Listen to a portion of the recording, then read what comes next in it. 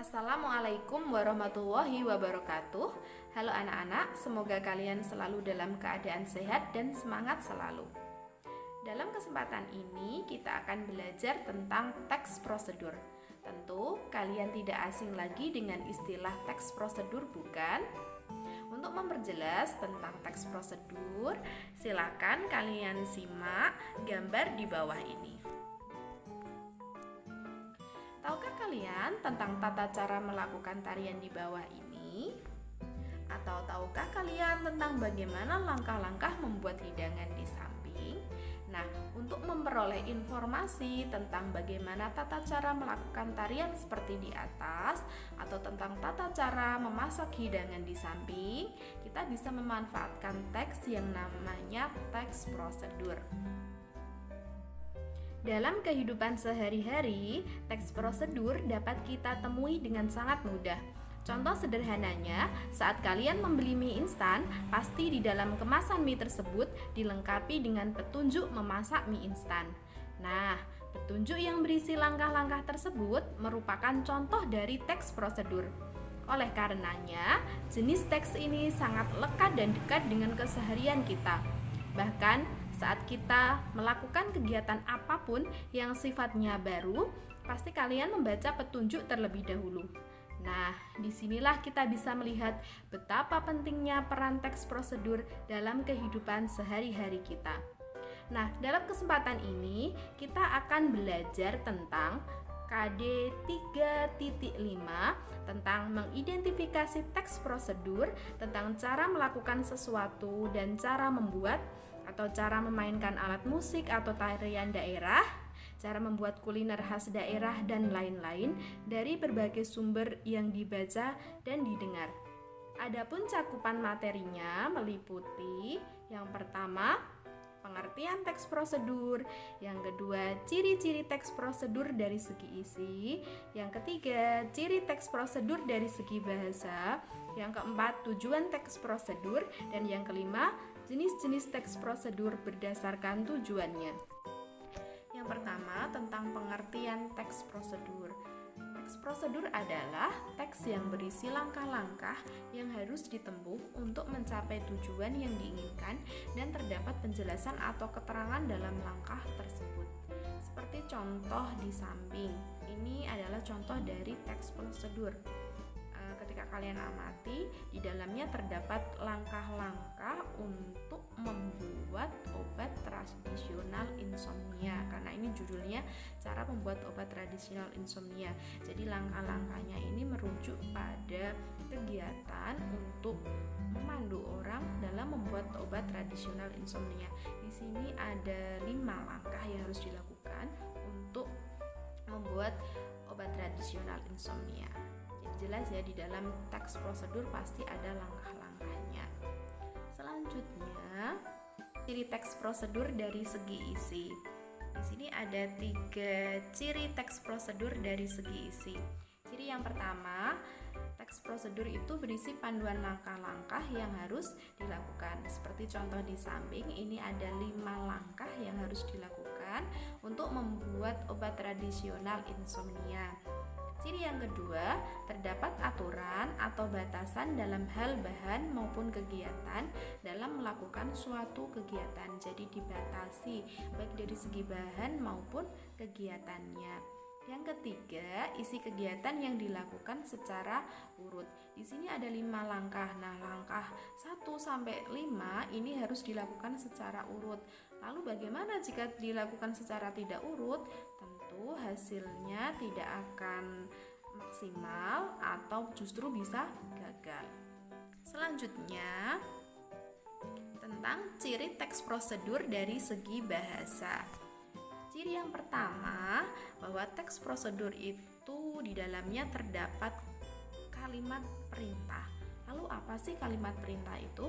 Nah, kalimat perintah merupakan kalimat yang mengandung makna memerintah atau meminta seseorang untuk melakukan suatu kegiatan sesuai dengan apa yang diinginkan oleh penutur. Ciri-cirinya bagaimana? Kalimat perintah itu biasanya diakhiri dengan tanda baca seru, dan yang kedua biasanya menggunakan partikel lah ataupun partikel kan. Contohnya dalam kalimat seperti ini, bilaslah kedua tangan dengan air yang mengalir hingga busa hilang. Di dalam kalimat tersebut terdapat kata bilas yang mendapatkan imbuhan lah yang merupakan penanda dari adanya kalimat perintah. Lalu apakah semua kata yang tidak mendapatkan imbuhan lah ataupun kan berarti bukan merupakan kalimat perintah?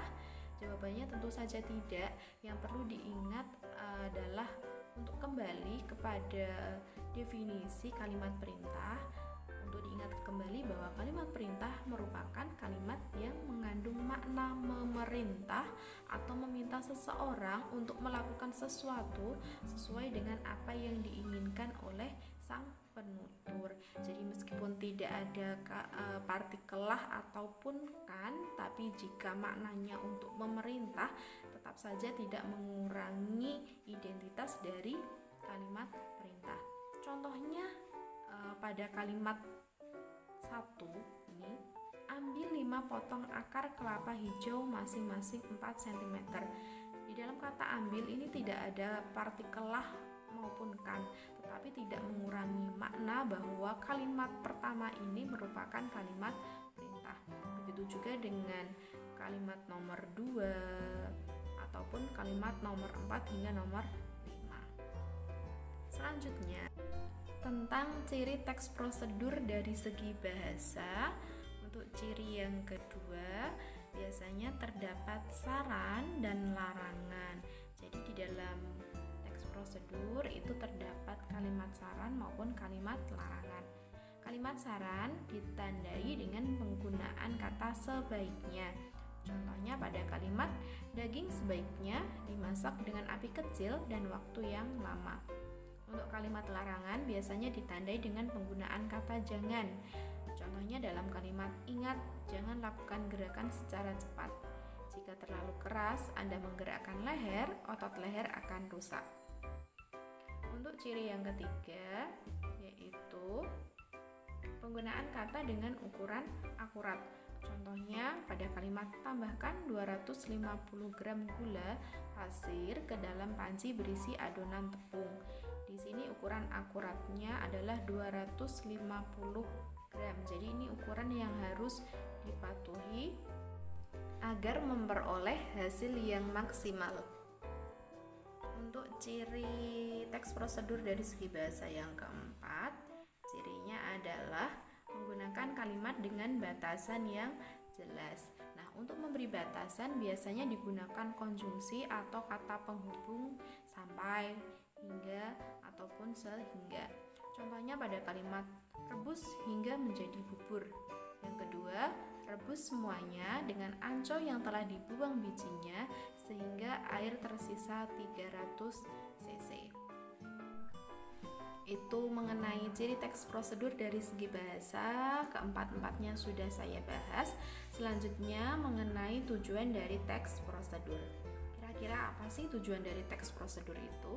Nah, tujuan teks prosedur adalah untuk menjelaskan kegiatan yang harus dilakukan agar pembaca atau pemirsa dapat secara tepat dan akurat mengikuti sebuah proses, baik untuk membuat sesuatu, melakukan suatu pekerjaan, ataupun menggunakan suatu alat.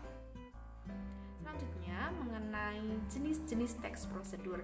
Nah, untuk jenis-jenis teks prosedur berdasarkan tujuannya ini dibagi menjadi 3. Yang pertama, teks prosedur untuk memandu cara menggunakan atau memainkan suatu alat.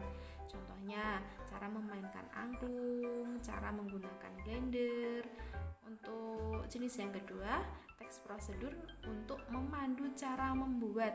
Ini biasanya memiliki ciri ada bahan, cara maupun langkah. Contohnya, cara membuat jamu kunir asem atau cara membuat vas bunga dari botol plastik.